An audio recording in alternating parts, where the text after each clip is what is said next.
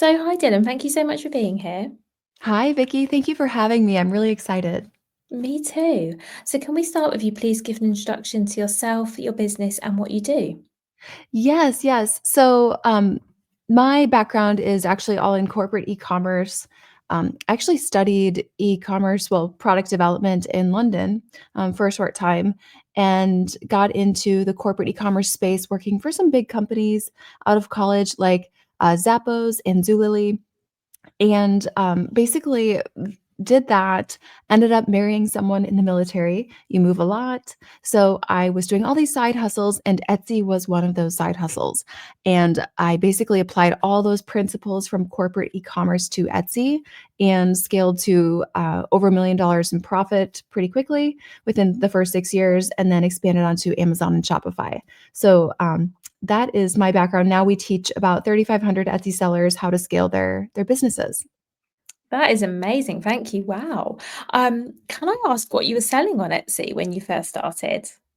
Yes. So it was actually, I just put up one photo of one product.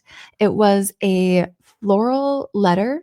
So a letter in the shape of a J for my last name. And it was just one picture, a couple words. I just threw it up there like it was eBay or something. And 2 months later, it sold. Yeah. So Oh, it didn't sell, amazing. yeah, it didn't sell right away.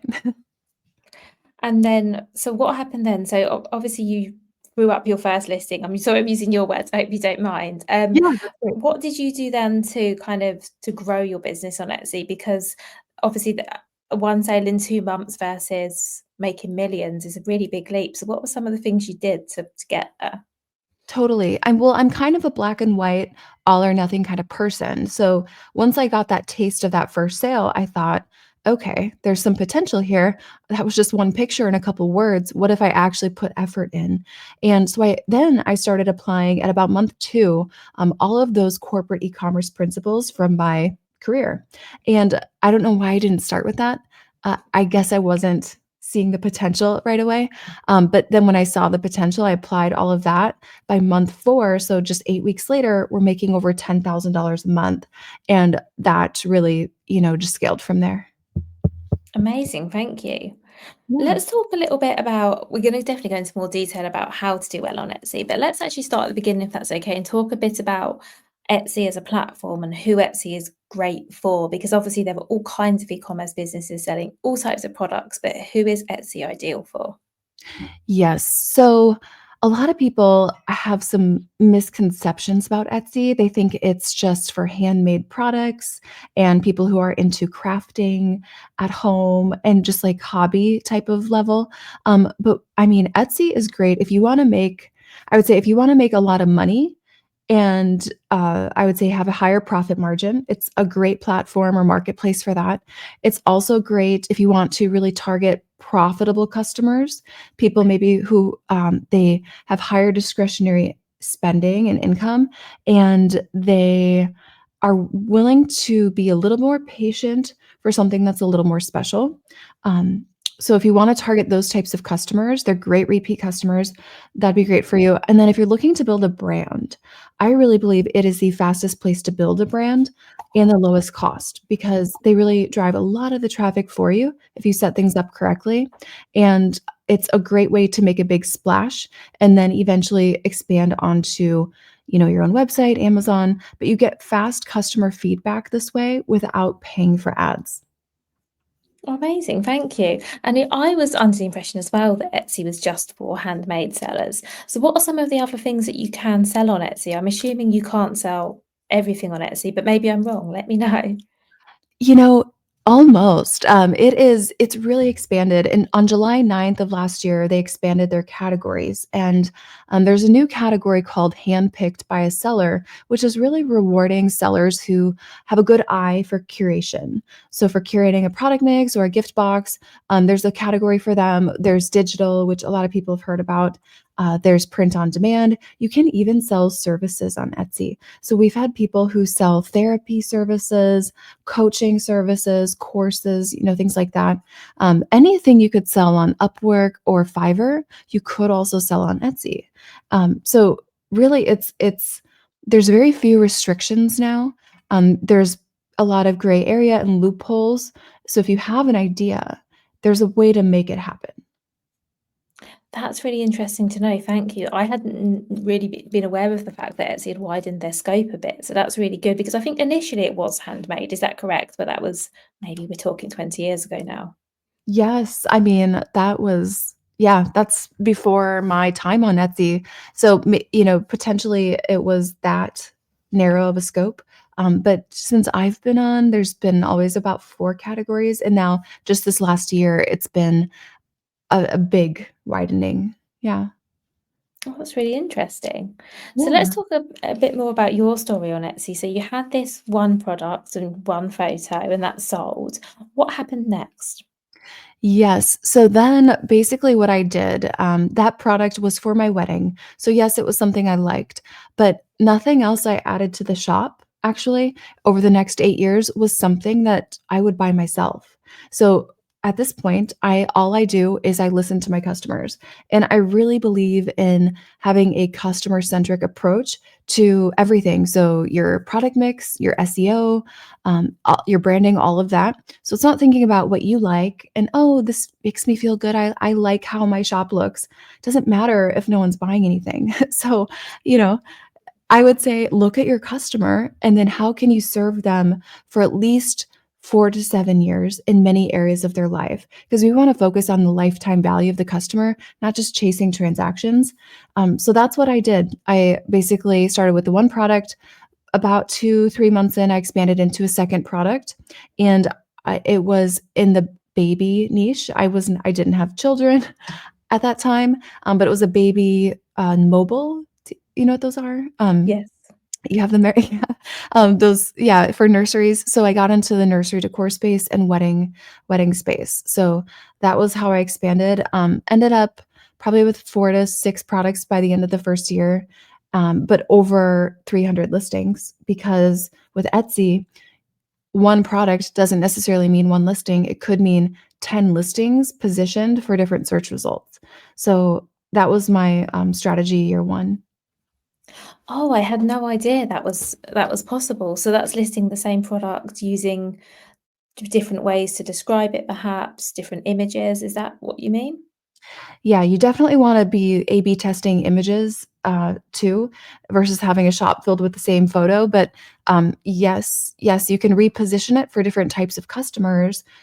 For example, that floral letter, it was for my wedding, but most of my customers were buying it for a baby shower or a nursery or a birthday party. So, basically, you can use one product, position it for different situations and different customers.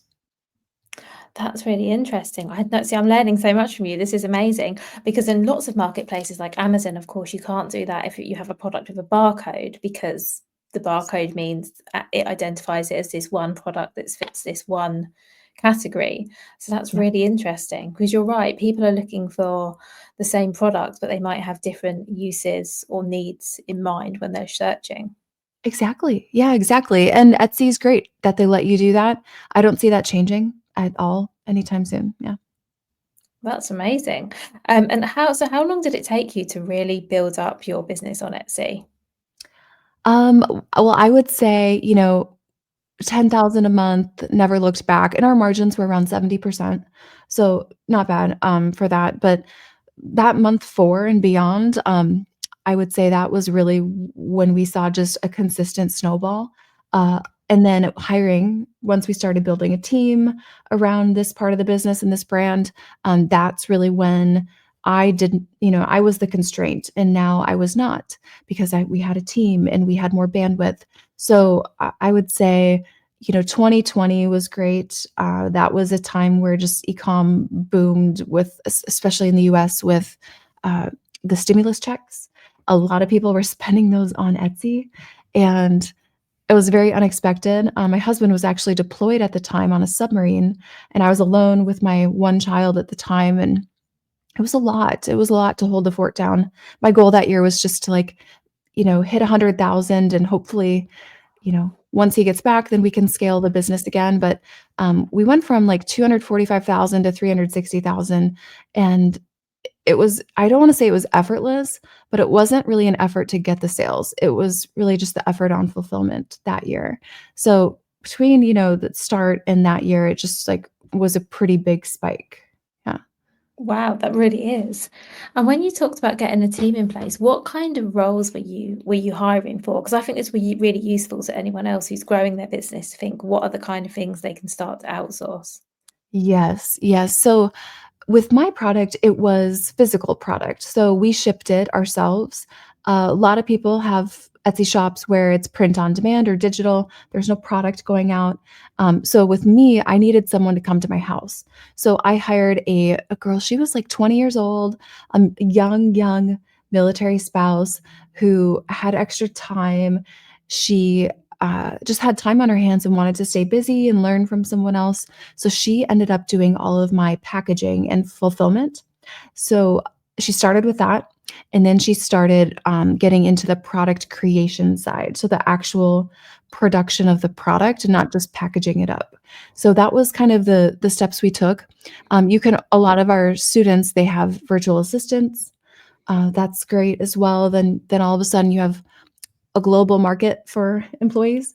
And that's always a good idea early on if you can. That's brilliant, thank you. And I imagine that production, not production, sorry, sort of logistics and shipping products out takes quite a lot of time. So packing and shipping products, particularly with that volume of sales. But you mentioned production. So were your products made by yourself at that time? Yes, I was doing it all. So it was like 14 to 16-hour days standing at a table, and working at this table. It was kind of like, um, not chest height. It was kind of like bar height, and so I wouldn't have to bend over. And it was standing, and I was, kind of had the flowers all around me. It was all silk flowers, and it was at my home, which was great because it gave me that flexibility of if my baby is sick and I have to put things down or I have to drop everything and get someplace. I own my time. So yeah, I worked interesting hours. I would work up to like 11 p.m. My mornings were a little slower, but it was it was great owning the time and having it out of your home versus like a warehouse. Yeah. Yeah, that makes sense. And how much of it how hands-on are you with it now, or is your focus mostly on helping other sellers? Yes. So I ended up getting vascular disease in my legs from standing so much, because I was doing that for, almost 8 years, standing at this table for so many hours a day. So I had surgery on my legs, and they said, you really can't be standing all day anymore. And I actually kept doing it, and I got it again. And then I realized I cannot keep getting surgeries here. I need to fully outsource production. So I hired a military spouse to do all of production, and that is when I started coaching because I can't sit still. I have to do something. So I started coaching at that time. That was over, let's see, 2.5 years ago. So 2.5 years ago, brought her on, started coaching full time, and she ended up moving last summer. So we actually sold that brand 3 months ago now. Mhm. Amazing. And so Yeah. let's talk about your coaching bit, if that's okay, and get some of your wisdom and experience there. Yeah. I would love to know for anyone who is perhaps thinking about Etsy or very new to Etsy, how do you get off to a good start? Yes. You have to start with intention right now. Back in 2020, 2021, you could just put something up or do what I did, right? Just like throw one listing up and maybe it would sell. Really now, there's really no chance of that. It is more competitive. It requires more intention behind your SEO, your product mix, having a dynamic product mix. So different listings that have different purposes, targeting profitable customers. So if you are not going at it with knowing your customer and building a strategic product mix to increase multi-item orders and drive up the LTV, I would wait, honestly, until you have a foundation because now on Etsy, you do get your boost. It's a boost in the algorithm in your first 30 to 45 days. So you don't want to waste that trying to figure out what SEO is. I recommend watch YouTube videos, get a coach or a course that's like a step-by-step plan, something besides trying to guess. That's really good advice, and I'm with you on the SEO. I mainly work on Amazon, and I know that for that platform, SEO is so important, and I'm assuming it's very similar for Etsy as well. Completely, completely, and the thing is you could have the perfect product. You could be selling a diamond for $1, and no one would find it if you didn't have the right SEO. Yeah. That's great. So that's how we get off to a good start. I mean, I don't want to look at the negative side, but I'm sure there are some common pitfalls. I'm sure there are some common mistakes that you see time and time again with the people you're working with. Are there any that you can share with us? Any things that people should be aware of so they don't make the same mistakes? Yes, I would say one of the biggest mistakes I see is people come to Etsy, they don't know what to sell, so they see what else is selling, and they look at what's a bestseller right now, what's at the top of search results, "Okay, I will copy that." And when you do that, Etsy is one of the last places to get trends. So they're about 6 to 8 months behind on trends, we find, and you're chasing and you're on your back foot, you're behind all the time if you're just looking to other shops and copying what they're doing. So that's a big mistake is looking to Etsy for product ideas. Now I know with Amazon, like a big strategy is looking to Amazon. A lot of the research and the tools are related to products that are already on Amazon, so you can see what the potential is. But to become really a market leader with Etsy, because it's not based on cost and sourcing, it's about having something unique. And I would say that bringing something unique to the platform that's not yet on the platform is the probably one of the most competitive things you could do as a new shop. Yeah. That makes a lot of sense. So I guess you're kind of doing the opposite from what you're doing if you're researching on Amazon. Because when you're looking on Amazon, you're looking to see, are there products like this on here? What's their sales history? What do the reviews look like? But on Etsy, it sounds like it's a really good thing if there's nobody else or very few people selling the thing you're looking to offer. Exactly. Yes. Yes, you're not looking to verify the product or the product market fit or the potential on Etsy itself, right? That makes sense. Is there anything else that you see people do that you'd like us to be aware of? I would say, selling things that you think are cool and just picking things you like and selling them, you can get nowhere fast doing that unless you are your exact target customer, which is very rare. So, just selling things that only you like, that's a big, I would say, mistake we see. Also, going out with bad photos and just saying, I'll work on the photos later. I would actually recommend, invest in professional photos if you can. That really will get you further faster, versus trying to figure it out yourself.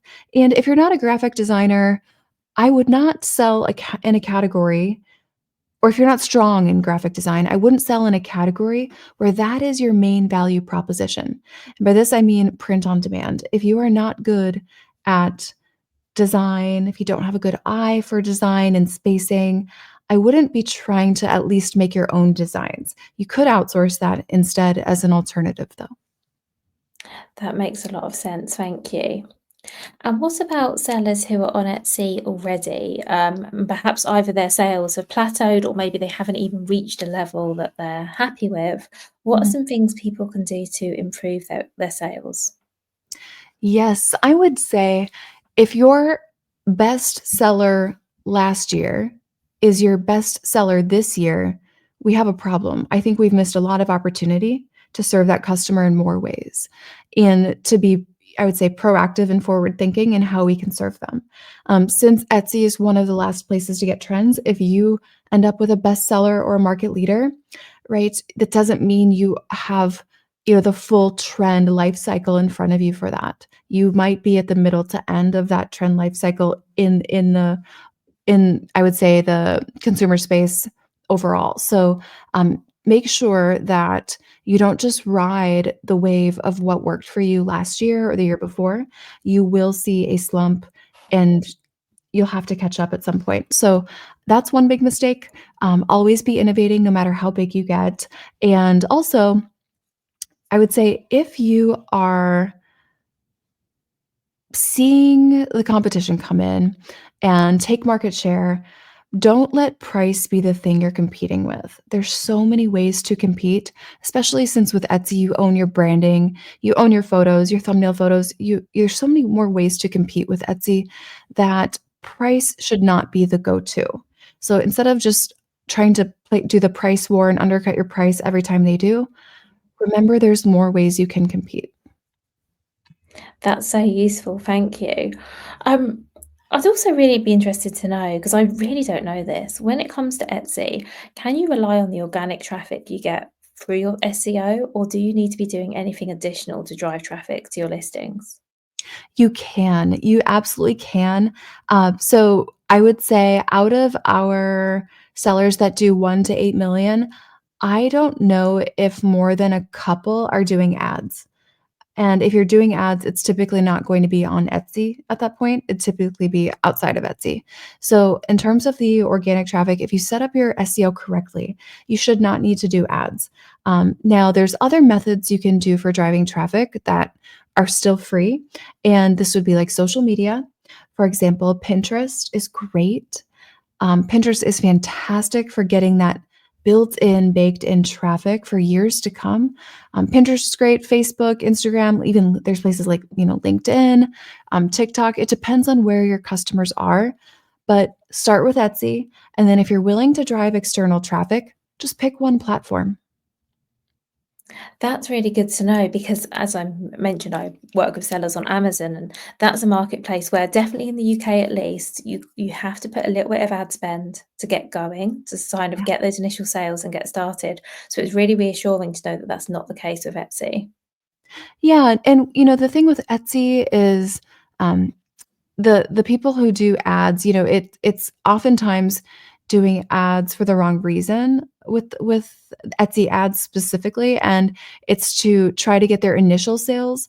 But most often what I'm seeing with Etsy ads is they have not yet established that there is product market fit. So basically you're using ads to establish that people like the product versus, using ads to pour fuel on something that's already amazing and on fire and doing well. So it's a very expensive experiment to pay to see if people even like the design or the product. Yeah. Yeah, that's really useful and that's really good to know. Thank you. I'm trying to think of anything else that we haven't touched on that would be really useful for people to know about Etsy. Yeah, I would just say a lot of people think right now, is it too saturated? Is it possible to be successful now? Because they hear success stories from 5 years ago, and it's a different playing field now. It definitely is. So it's completely different than it was 5 years ago, but in some great ways. I would say the competitive landscape has really expanded to be to provide more ways for you to compete as a seller. So, more ways to compete, that's an advantage. It will reward you for your skill, for your creativity and resourcefulness. So, I think it's yes, there's more people selling on Etsy, but still not many of them know how to compete well in the new landscape. That's really useful. And what are your best tips for doing it well? Leveraging the new categories. Most people, a lot of people don't even realize the new categories are there and what's allowed and what's not allowed. So, really educating yourself on what you can sell and leveraging those new categories that are less saturated. Um, Also, really keeping an eye outside of Etsy so that you become a market leader. Once you become a market leader at the top of search, with Etsy, this is different than Amazon in the sense that your position is kind of cemented. Like, once you get to the top of search, you can stay there for many years just because of the revenue history behind that listing alone. So, um, it gives you a little bit more permanence once you have a good performance, which is, hopefully reassuring to people. Yeah, I think that'll be really reassuring. Thank you. Yeah. And thank you so much for everything you've shared. I've got one final question, if that's okay, before we finish, Yeah. which is what would your number one piece of advice be regarding selling on Etsy? Oh my goodness. Okay. So my number one piece of advice is to actually give away your product for the first at least 20 sales. I would not be coming out the gate trying to hit this 40% margin because you value your time. You have no sales, you have no business at this point. Just give it away, break even, give it away, and get those initial sales because we need social proof. We need reviews as quickly as possible. Order velocity really matters, the number of orders in a short period of time. So you have to force those early sales. And I would just say, like, you know, remove the ego, remove the feeling like, oh, my product's so valuable. I put so much effort into it. It doesn't matter if no one's buying it. So just give it away to get those sales and rip off the band-aid. Don't be afraid to do that. That's really useful. And then once you've got the sales and you've got the reviews, would you then put the price up to where you'd like it to be? Absolutely, because then you have leverage, you have momentum. It's exactly what, we even see companies like the larger companies like Amazon do, where yes, they're not profitable, but they are taking market share, and then they pull the price lever and they pull levers in the business. So 1% increase in the margin suddenly has a huge impact on their business. So that's a way to become really a market leader the fastest. That's brilliant. Thank you so much. And thank you for everything you've shared. Yes, thank you for having me. I hope this is helpful to some people who are considering Etsy. And if you're on Amazon, you should be on Etsy for sure. If you're thinking about it and you're like, is it for me?